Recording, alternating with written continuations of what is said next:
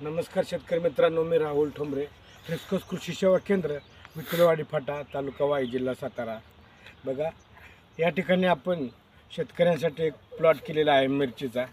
तर या मिरचीमध्ये आपल्या दुकानातील सर्व बायर कंपनीचे प्रोडक्ट वापरलेले आहेत. तुम्ही बघा, एकदम चांगले असं बहार वगैरे आलेलं आहे.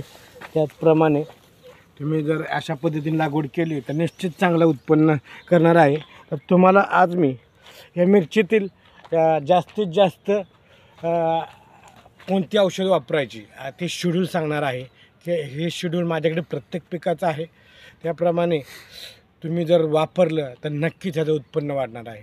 तर आता सुरुवातीचे बघा, रोपवाटिकेची अवस्था जी असते तर त्यावेळी जमिनीतील कीड व सुरुवातीची मर होते. त्यावेळी आपल्याला बायर कंपनीचं कॉन्फिडर सुपर आणि अँट्रॅकॉल हे बुरशीनाशक वापरायचं आहे. कॉन्फिडर सुपर अर्धा मिली आणि अँट्रॅकॉल 3.5 ग्रॅम प्रति लिटर फवारणीतून वापरायचे. त्यानंतर एका आठवड्याची आपली मिरची होईल त्यावेळी जमिनीतील कीड व सुरुवातीची मर होते. त्यावेळी आपल्याला लेसेंटा 100 ग्रॅम आणि एलिएट 500 ग्रॅम एकरी वापरायचं आहे. ते आळवणीसाठी. बघा, आळवणी पण खूप महत्त्वाची आहे. त्याचबरोबर पीक आपलं जेव्हा 10 ते 15 दिवसाचं होईल त्यावेळी निमॅटोडचा प्रादुर्भाव दिसतो. त्यावेळी आपल्याला वेलम प्राईम 250 मिली आणि ॲम्बिशन जे आहे ते 500 मिली आळवणीसाठी वापरायचे. त्यानंतर पुन्हा आपल्याला 16 ते 20 दिवसांनी फवारणी करायची आहे. त्यावेळी रस शोषक किडी ह्या येतात.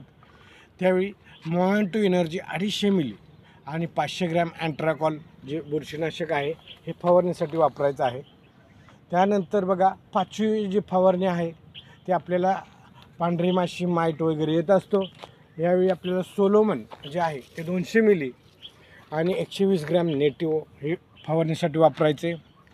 परत 20 ते 25 दिवसांनी निमॅटोड म्हणजे सूत्रकृमी होतं आहे त्यावेळी वेलम प्राईम 250 मिली, ॲम्बिशन 500 मिली हे आळवणीसाठी वापरायचे. परत आपलं पीक जेव्हा 1 महिन्यात होईल त्यावेळी थ्रिप्स पांढरी माशी कंट्रोल करण्याकरता जंप 40 ग्रॅम, मोएंटो ओडी हे 200 मिली वापरायचे. त्याचबरोबर बघा, आपलं पीक 35 ते 45 दिवसाचं होईल त्यावेळी पांढरी माशी माईट कार्पा वगैरे येतो त्यावेळी ओबेरॉन 200 मिली आणि ॲसर्बो 200 मिली फवारणीसाठी वापरायचं आहे. परत 40 दिवसाचं होईल त्यावेळी जमिनीतील कीड व मर रोग नियंत्रणाकरता लेसेंटा 100 ग्रॅम, एलिएट जे आहे बुरशीनाशक हे 500 ग्रॅम आणि ॲम्बिशन हे टॉनिक आपल्याला 500 मिली आळवणीतून द्यायचं आहे. हे टाळायचं नाही. बरेच शेतकरी टाळाटाळ करतात, परंतु हे करायचं आहे. परत बघा, जे 10वी फवारणी आहे आपल्याला ते 50 दिवसांनी थ्रिप्स कार्पा वगैरे जे येतो त्यासाठी जंप 40 ग्रॅम घ्यायचं आहे आणि लुना एक्सपेरियन जे आहे ते 200 मिली फवारणीतून घ्यायचं आहे. परत 46 दिवसांनी फळ पोखरणारी आळी तयार होते. आपली फळं तयार होतात त्यावेळी वायगो 80 मिली आणि मोएंटो ओडी जे आहे ते 200 मिली घ्यायचे फवारणीतून. त्यानंतर पीक आपलं 2 महिन्याचं होईल त्यावेळी थ्रिप्स खरपा त्यासाठी बघा जंप 40 ग्रॅम, मोएंटो एनर्जी 250 मिली आणि ब्युनॉस 200 मिली हे फवारणीसाठी वापरायचे. त्यानंतर बघा, जमिनीतील कीड व मर रोग नियंत्रणासाठी त्याचवेळी आपल्याला लेसेंटा 100 ग्रॅम आणि ब्युनॉस 300 मिलीची आळवणी करायची. त्यानंतर पीक आपलं 70 दिवसाचं होईल त्यावेळी फळ पोखरणारी आळी होतेच सर. त्यावेळी वायगो 80 मिली आणि मोएंटो ओडी 200 मिली वापरायचं आहे. त्यानंतर 80 दिवसांनी रस शोषक किडीसाठी सोलोमन जे आहे ते 200 मिली आणि डायबॅक जो आहे त्यासाठी 200 मिलीची फवारणी करायची आहे सर. त्याचबरोबर बघा, 90 दिवसांनी फळ पोखरणारी आळी आहे त्यावेळी बेल्ट एक्सपर्ट 100 मिली आणि कार्प्यासाठी नेटिव्ह जे आहे ते 120 ग्रॅम करायचं आहे.